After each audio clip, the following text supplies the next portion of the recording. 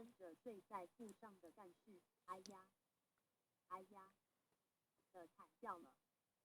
同时房外还有一人在大声吼着，那个洞我就打死那一个。这时我方明白是那位精神病女战士行凶了。怎么办？电灯通明，如同白昼，一动就是死路一条。况且我的枪又高挂在地上，手如寸铁，又怎能制服他呢？当我正在焦虑，忽然又是一声枪响，跟着人声沸腾，乱成一片。时间不容许我再等待了，我顺手拿了一张椅子，急速冲了出去。店里原已躺在血泊中，大家围着议论纷纷，也不知说些什么。后经一位战士的报告，才知道李元仪站岗时行凶的，行凶后再举枪自杀身死。因时间太仓促，他们来不及去阻止他，是酿成这场惨案。我听完报告，即转身返回房间，心情紧张地揭开干事文账，见赖元早已死亡。腰部中一弹，从胸部穿出，目瞪口笑，惨不忍睹。我几时悲从中来，热泪夺眶而出。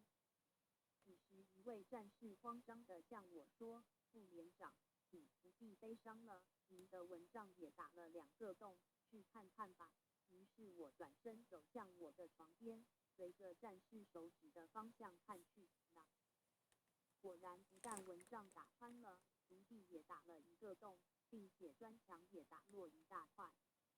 这时我恍然大悟，原来第1枪就是打我的呀。那为什么不被打中？真使人费解。我马上要他们替我做一次测量。我躺在铺上，用绳子从第1个洞、足地到第4个洞、砖墙拉成一直线，测量的结果证明子弹从我头上仅2公分高度穿过。故此时大家都瞪目啧舌，不由得都发出一声“多危险呀”的惊叹。从下面几点显示，看来的确是一件不可思议的事。1. 李元站岗，正靠近我身边。当他举枪时，枪口距离我头部不会超过30公分，这样近，为何打不中？他向干事开枪时，是站在4、5公尺远的房门口，反而被击中了，这不是奇吗？2. 当他开第1枪时，即轰然一声，我在如同白昼的灯光下猛然坐起，并大声叫唤，为何他竟丝毫不能看见、听不到？这不是怪事吗？像这种奇妙的事，谁见了不要叫绝呀？但我心里有数，因我平时常念观音大士圣号，大士显了神通，在黎明中加倍我，救了我的生命。这是千真万确的事，我部队1000多人都知道，所以我希望道友们以后请多念菩萨圣号，只要心诚，我保证决定是有感应的。南无观世音菩萨，3家子信众见天日。